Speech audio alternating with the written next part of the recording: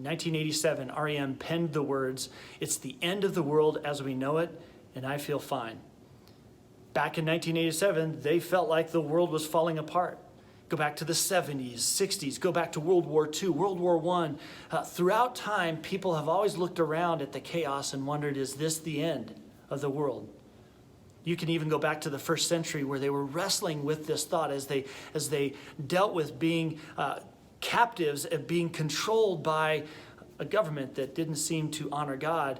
And they started questioning, is this the end? And so Jesus responds to that, and Matthew and Mark both penned the words of Jesus' response to people's concerns that, is this the end, or what will the end look like? All throughout the Bible, there are moments that some of this is talked about. You go back to Daniel. Daniel sees this vision of what the end could look like. You fast forward to Paul, and in Thessalonians, he's writing to the Thessalonica church, and they're struggling. They feel like their world is falling apart. You have John, a disciple of Jesus, stuck on an island by himself, has this vision, this moment where he sees what the end looks like, and he tries to describe it using metaphor and story and word pictures and all these things, trying to describe what he is seeing and experiencing. Here's the thing. As we get ready to go into the book of James, we need to have a similar mindset that each of them were having. You see, life as we know it will eventually end.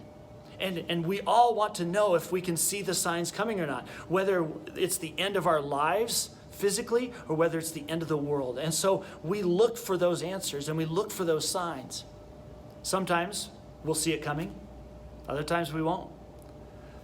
The goal is not to focus on the signs. The goal is to recognize that the only thing that will save us is Jesus Christ and a faith in him. We want to have a saving faith. And throughout the Bible, the idea of faith is so much more than just believing something to be true. So as we get ready to look at this book of James, this week we will introduce the book of James by looking at the times around us and why having a saving faith, a faith that works, is so important. Because one way or the other, it's the end of the world as we know it. And we want to make sure that we are all fine. See you Sunday.